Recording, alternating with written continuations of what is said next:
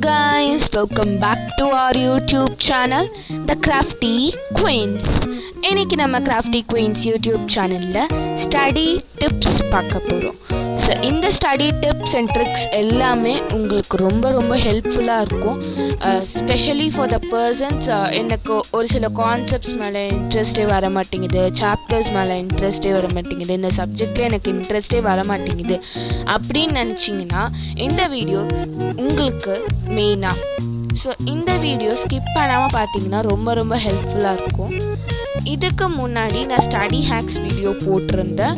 So அதையும் refer பண்ணிக்கிட்டிங்கன்னா உங்களுக்கு ரொம்ப ஹெல்ப்ஃபுல்லாக இருக்கும். ஸோ இந்த வீடியோவை நம்ம ஸ்டார்ட் பண்ணுவோம். டிப் நம்பர் 1 என்னென்னா, உங்கள் புக்கை ஃபர்ஸ்ட் ப்ரிஃபரன்ஸாக வச்சுக்கணும். அதாவது ரிவிஷன் டைம்ஸில் நீங்கள் புக்ஸை மெயினாக யூஸ் பண்ணணும். வீடியோஸ் பார்க்குறதுக்கோ இல்லை கைட் ரெஃபர் பண்ணுறதுக்கோ இது எல்லாத்துக்கும் முன்னாடி நீங்கள் புக்ஸை ரிவைஸ் பண்ணிக்கோங்க, டெக்ஸ்ட் புக்கை ரிவைஸ் பண்ணிக்கோங்க. இஃப் சப்போஸ் நீங்கள் இங்கிலீஷ் ரிவைஸ் பண்ணுறீங்க அப்படின்னு எடுத்துக்கிட்டிங்கன்னா ஃபஸ்ட்டு எக்ஸ்ட்ராக்ட்ஸ் கண்டிப்பாக வரும் இங்கிலீஷில். ஸோ எக்ஸ்ட்ராக்ட்ஸ் வரும் அப்படின்னா கண்டிப்பாக நீங்கள் புக்கில் ரிவைஸ் பண்ணணும். அப்படின்ற பட்சத்தில் நீங்கள் சம்மரி ரெஃபர் பண்ணிவிட்டு அப்புறம் புக் ரிவைஸ் பண்ணிங்கன்னா கொஞ்சம் பெஸ்ட்டாக இருக்கும். மற்ற சப்ஜெக்ட்ஸ்லாம் பார்க்கும்போது கண்டிப்பாக நீங்கள் புக்கை ரிவைஸ் பண்ணிக்கிட்டு அதுக்கப்புறம் நீங்கள் இந்த மற்ற ரெஃபரன்ஸ்லாம் யூஸ் பண்ணணும். So the order is book, டாக்குமெண்ட்ரிஸில் என்னென்னலாம் இன்க்ளூட் பண்ணலான்னா summary videos, other videos, concept related videos, PPTs, that is PowerPoint. பிபிடினா பவர் பாயிண்ட் எல்லாருக்கும் தெரியும். அண்ட் அடுத்து என்ன அப்படின்னா கைட்ஸ். ஸோ இந்த ஆர்டரை நீங்கள் ஃபாலோ பண்ணுங்கள். ஸோ டிப் நம்பர் 2 என்னென்னா, இம்பார்ட்டண்ட் இன்ஃபர்மேஷன்ஸ் எல்லாம் நீங்கள் நோட் பண்ணி வச்சுக்கணும். இது உங்களுக்கு ரிவிஷன் டைமில் ஸ்பெசிஃபிக்காக ரொம்ப யூஸ்ஃபுல்லாக இருக்கும். What I mean is, important informations note பண்ணோன்னா ஒரு சில இடம் உங்களுக்கு தேவைப்படாது. மெயினாக அது சோஷியல் சயின்ஸில் நான் நிறைய ஃபைண்ட் பண்ணியிருக்கேன். ஒரு சில பாயிண்ட்ஸ்லாம் உங்களுக்கு ஒரு குறிப்பிட்ட கொஷின்ஸ்க்கு தேவைப்படாது, ஒரு குறிப்பிட்ட டாப்பிக்கு இது தேவைப்படாது. ஸோ அந்த டைமில் அதை மட்டும் விட்டுட்டு மற்றதெல்லாம் நான் மார்க் பண்ணிக்குவேன்.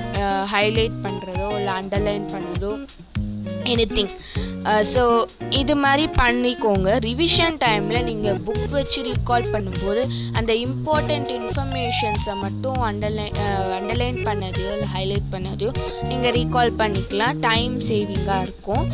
ஸோ அதே மாதிரி நீங்கள் இதை ஒரு கொஷின்கான ஆன்சர் நீங்கள் புக்கில் சர்ச் பண்ணுறீங்கன்னா கூகுளில் ரெஃபர் பண்ணுறதுக்கோ இல்லை உங்கள் டீச்சர்கிட்ட கேட்குறதுக்கு பதில் அதுக்கு முன்னாடி நீங்களே ட்ரை பண்ணி பாருங்கள். ஆன்சர் என்னால் கண்டுபிடிக்க முடியுதா, அது நீங்கள் எவ்வளோ அளவுக்கு கான்செப்ட் அண்டர்ஸ்டாண்ட் பண்ணியிருக்கீங்க அப்படின்னு உங்களால் புரிஞ்சிக்க முடியும். அண்ட் இன்னொன்று என்னென்னா, உங்களால் மார்க் பண்ண முடிஞ்சதுன்னா ஒரு கான்ஃபிடென்ஸும் கிடைக்கும். ஸோ என்னால் முடிஞ்சிருச்சு, நான் இதுக்கப்புறம் என்னால் இன்னும் பண்ண முடியும், இட்ஸ் ஈஸி. ஃபர்ஸ்ட் பாயிண்ட்டாக எழுதுனீங்கன்னா it would be very useful. And அது ஷார்ட்டாக ஈஸியாக உங்களுக்கு புரிஞ்சிடும். ஒரு ஆர்டர்ஸ் நீங்கள் அப்படியே பண்ணிக்கலாம். அந்த பாயிண்ட்ஸ் உங்களுக்கு தெரிஞ்சதுன்னா அதுக்கு அடுத்து என்னெல்லாம் நடந்தது, அந்த ஒரு இம்பார்ட்டண்ட் பாயிண்ட்டுக்கு அதுக்குள்ளே ஒரு சில எலாபரேட் பண்ண வேண்டி இருக்கும். அந்த எலாபரேஷன்லாம் அந்த ஒரு பாயிண்ட் ஞாபகம் வச்சுக்கிட்டாலே உங்களால் ஈஸியாக பண்ண முடிஞ்சிடும். ஸோ இதுதான் டிப் நம்பர் 2ல் நான் சொல்லணும்னு நினச்சேன். ஸோ இப்போ நம்ம டிப் நம்பர் 3க்கு போகலாம். ஸோ டிப் நம்பர் 3 என்னென்னா, டாக்குமெண்ட்ரிஸ் ரெஃபர் பண்ணிக்கலாம். புக்ஸ் அண்ட் நோட்ஸில் இன்ஃபர்மேஷன் ரிவைஸ் பண்ணதுக்கப்புறம் நான் இது முன்னாடியே உங்ககிட்ட சொல்லிட்டேன் எலாபரேட்டடாக. அதாவது இந்த டாக்குமெண்ட்ரிஸ்லாம் புக்கில் நோட்டில் ரிவைஸ் பண்ணதுக்கப்புறம் நீங்கள் ரெஃபர் பண்ணிக்கிட்டிங்கன்னா ரொம்ப ஹெல்ப்ஃபுல்லாக இருக்கும். ரொம்ப டெப்த்தான அண்டர்ஸ்டாண்டிங்கை உங்களுக்கு கொடுக்கும். ஒரு சில டைம்ஸ் வந்து நீங்கள் ஒரு வீடியோ ரெஃபர் பண்ணும்போது புக்கில் இல்லாத இன்ஃபர்மேஷன்ஸ் கூட வீடியோவில் மென்ஷன் பண்ணியிருக்கிறதுக்கு சான்ஸ் இருக்குது. அந்த டைமில் நீங்கள் வந்து நோட் பண்ணிக்கிட்டீங்கன்னா கூட அதுக்குன்னு நோட் பண்ணிக்கிறதுக்கு நோட்ஸ் தனியாக வச்சுக்கோங்க. ஆர்எல்ஸ் உங்கள் டெக்ஸ்ட் புக்லேயே கூட நீங்கள் அதை நோட் பண்ணி வச்சுக்கலாம். ஸோ இதெல்லாம் வந்து ரொம்ப ஹெல்ப்ஃபுல்லான திங்ஸ். இதெல்லாம் கண்டிப்பாக நீங்கள் நோட் பண்ணிக்கோங்க, ஃப்யூச்சரில் ஹெல்ப்ஃபுல்லாக இருக்கும், முக்கியமாக எக்ஸாம் டைம்ஸில். ஸோ டிப் நம்பர் 4 என்னன்னு பார்த்தீங்கன்னா, ஃப்ரேஸ் நிமோனிக்ஸ் டெக்னிக் யூஸ் பண்ணணும். ஃப்ரேஸ் நிமோனிக் டெக்னிக்ஸ்னால் நம்ம நிறைய நம்ம நிறைய பார்த்துருப்போம். லைக் ஒரு ஆர்டரை ஞாபகம் வச்சுக்கிறதுக்கு ஒரு சென்டென்ஸ் க்ரியேட் பண்ணுவாங்க. லைக் நான் ஒரு எக்ஸாம்பிள் தரேன் உங்களுக்கு. என்னோட டீச்சர் வந்து ரியாக்டிவிட்டி சீரீஸ்க்கு வந்து அந்த ஃப்ரேஸ் நிமோனிக்ஸ் டெக்னிக்காக யூஸ் பண்ணி கொடுத்துருந்தாங்க. ஸோ அந்த எக்ஸாம்பிளை நான் உங்களுக்கு காட்டுறேன். ஸோ இதில் பார்த்தீங்கன்னா உங்களுக்கு வந்து ஒரு சீக்வென்ஸ் தெரியுதா? இதில் வந்து நீங்கள் எழுதிக்கலாம், ப்ளீஸ் அந்த பீக்கு என்ன அர்த்தம் அப்படின்னா பொட்டாசியம். அது மாதிரி நீங்கள் வந்து புரிஞ்சுக்கிடலாம், ஈஸியாக உங்களுக்கு ஞாபகம் வந்துடும். இது ஒரு மெமரி ட்ரிக் மாதிரி, ஓகேங்களா? மைண்ட் மேப்பும் மெமரி ட்ரிக் தான். ஸோ இதெல்லாம் நான் இது மைண்ட் மேப் பற்றி நான் போன வீடியோவில் மென்ஷன் பண்ணியிருந்தேன், ஓகேவா? அதை பற்றி டீட்டெயிலான இன்ஃபர்மேஷன்ஸ் வந்து உங்களுக்கு ப்ரீவியஸ் வீடியோவில் கிடைக்கும், செக் பண்ணி பாருங்கள். ஸோ இப்போ நம்ம டிப் நம்பர் 5 போகிறோம். டிப் நம்பர் 5 என்னன்னா, ரன்னிங் நோட்ஸ் எடுத்துக்கணும். ரன்னிங் நோட்ஸ் எதுக்குன்னா, ஒரு சில திங்ஸ் வந்து புக்கில் இருக்காது, ஆனால் நம்ம டீச்சர் வந்து நமக்கு சொல்லியிருப்பாங்க. அந்த மாதிரி திங்ஸ்லாம் வந்து நீங்கள் நோட் பண்ணிக்கிட்டிங்கன்னா புக்கில் அந்த புக்கில் காணுமே, அந்த டைமில் நீங்கள் புக்கும் வச்சுருக்கிறதுக்கு சான்ஸ். ஒரு சில டைம் வந்து புக்கை வந்து வச்சுருக்க மாட்டீங்க. அந்த மாதிரி டைமில் வந்து நீங்கள் புக்லேயோ கூட ஸ்டிக்கி நோட்ஸ் வச்சு நோட் பண்ணிக்கலாம். இல்லைனா ஒரு தனியாக அதுக்குன்னு நோட் போட்டு அந்த நோட் வச்சு டீச்சர்ஸ் சொல்லித்தர பாயிண்ட்ஸ் எல்லாத்தையும் நீங்கள் அதில் தனியாக நோட் பண்ணிக்கலாம். ஸோ இது மாதிரி பண்ணுறது ரிவிஷன் டைமில் உங்களுக்கு எக்ஸாமுக்கு ரிவைஸ் பண்ணுற டைமில் ரொம்ப ரொம்ப ஹெல்ப்ஃபுல்லாக இருக்கும். அதே மாதிரி நீங்கள் அந்த திங்ஸ் எல்லாத்தையும் டெய்லி ரிவைஸ் பண்ணிக்கோங்க, எக்ஸாம் டைமில் டைம் சேவ் பண்ணும். So tip number 6, application. அதாவது நீங்கள் படிக்கிற விஷயத்த டெய்லி லைஃப்பில் எப்படியெல்லாம் அப்ளை பண்ணணும்னு தெரிஞ்சுக்கிட்டு அதை அப்ளை பண்ணுறது.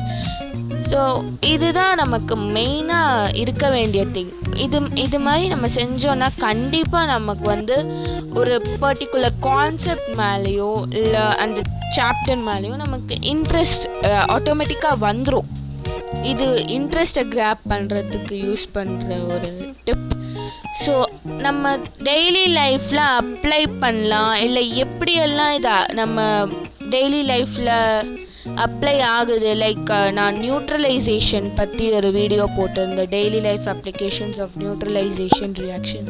அந்த வீடியோவில் அப்ளிகேஷன்ஸை பற்றி வருது. அதாவது ஆசிட்ஸ், பேசஸ் அண்ட் சால்ட்ஸ் அந்த சாப்டர் ரிலேட்டடான ஒரு திங். ஸோ இது மாதிரி நிறைய இருக்குது. நீங்கள் எடுத்து பார்த்தீங்கன்னா உங்கள் புக்ஸ்லேயே ஆக்டிவிட்டீஸ் அண்ட் எக்ஸ்பெரிமெண்ட்ஸ்லாம் இருக்கும், அதுவும் ஒரு வகையில் அப்ளிகேஷன் தான். ஸோ நெக்ஸ்ட் டிப்பும் அதே தான், எக்ஸ்பெரிமெண்ட் அண்ட் என்ஜாய். எக்ஸ்பெரிமெண்ட் பண்ணோன்னா எத்தனை பேருக்கு பிடிக்கும் அப்படின்னு கேட்டோன்னா எனக்கு தெரிஞ்சு நிறைய பேர் இருப்பீங்க எக்ஸ்பெரிமெண்ட் பண்ணோன்றது. முக்கியமாக கெமிஸ்ட்ரியில் வந்து நிறைய எக்ஸ்பெரிமெண்ட்ஸ் நான் பார்த்துருக்கேன், ஆசிட்ஸ், பேசஸ் அண்ட் சால்ட்ஸ் சாப்டரில். ஸோ அது மாதிரி நிறைய இருக்குது எக்ஸ்பெரிமெண்ட்ஸ்லாம். நீங்கள் கூகுள்லேருந்து அந்த சாப்டர் ரிலேட்டடாகவோ ஒரு கான்செப்ட் ரிலேட்டடாகவோ எக்ஸ்பெரிமெண்ட்ஸ் சர்ச் பண்ணலாம். ஆர் எல்ஸ் உங்கள் டெக்ஸ்ட் புக்லேயே இருக்க இன்ஃபர்மேஷன்ஸ் வச்சு கூட நீங்கள் பண்ணலாம். And there are many things to refer. So அது மாதிரி நீங்கள் நிறைய பண்ணலாம்.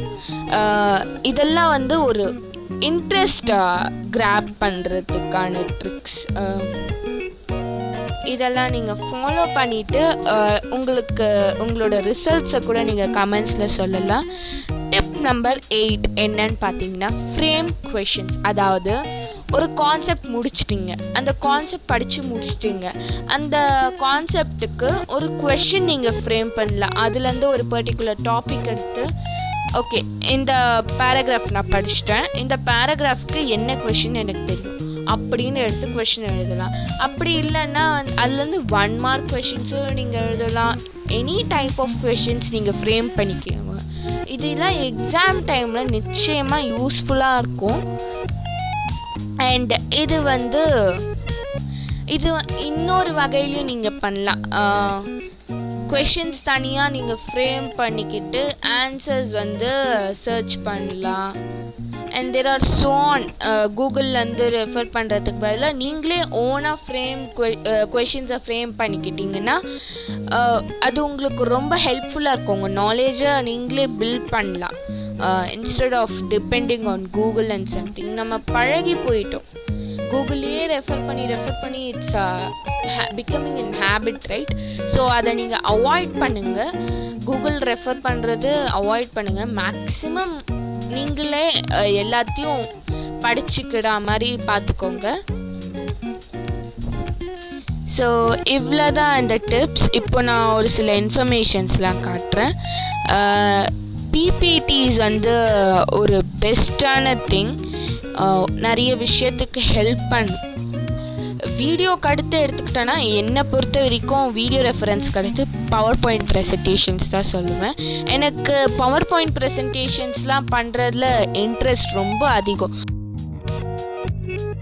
உங்களுக்கு இப்போ நான் ஒரு ஆக்டிவிட்டி தரேன், நீங்களே இது பண்ணுறதோ பண்ணாததோ உங்கள் இஷ்டம். என்ன ஆக்டிவிட்டி அப்படின்னு கேட்டிங்கன்னா, நீங்களே ஒரு கான்செப்டையோ ஒரு சாப்டரையோ எடுத்து அதுக்கு ரிலேட்டடாக பிபிடி ட்ரை பண்ண பாருங்கள். ஸோ உங்களால் எவ்வளோ முடியுது, உங்களோட பொட்டென்ஷியலை நீங்கள் தெரிஞ்சுக்கலாம். நான் எவ்வளோ கான்செப்ட்ஸ் அண்டர்ஸ்டாண்ட் பண்ணியிருக்கேன், நான் இன்னும் அண்டர்ஸ்டாண்ட் பண்ணணும் அப்படின்னு உங்களுக்கு ஒரு ஐடியா கிடைக்கும். ஸோ தட் அதை வச்சு நீங்கள் இது பண்ணலாம். அதே மாதிரி அந்த பிபிடி அந்த கான்செப்ட் ரிலேட்டடான பாயிண்ட்ஸ்லாம் மென்ஷன் பண்ணதுக்கப்புறம் நீங்கள் அது ரிலேட்டடாக கொஷின்ஸும் எண்டில் ஃப்ரேம் பண்ணி அதுக்கான ஆன்சர்ஸையும் மென்ஷன் பண்ணி வச்சுக்கோங்க. ஸோ இதெல்லாம் ரெஃபர் பண்ணும்போது எக்ஸாம் டைமுக்கு ரெஃபர் பண்ணலாம். ஸோ இதெல்லாம் நிறைய ரெஃபரன்ஸாக யூஸ் ஆகும். ஸோ ட்ரை பண்ணி பார்த்துட்டு கமெண்ட்ஸில் சொல்லுங்கள்.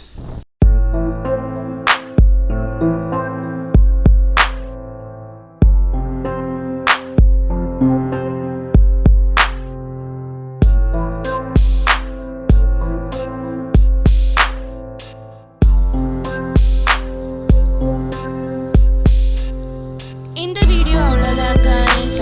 இந்த வீடியோ உங்களுக்கு பிடிச்சிருந்தது, ரொம்ப ஹெல்ப்ஃபுல்லாக இருந்ததுன்னு ஃபீல் பண்ணிங்கன்னா லைக் பண்ணுங்கள். என் ஃப்ரெண்ட்ஸ்க்கு இந்த வீடியோ ஹெல்ப்ஃபுல்லாக இருக்கும் அப்படின்னு நினச்சிங்கன்னா ஷேர் பண்ணுங்கள். இது போல்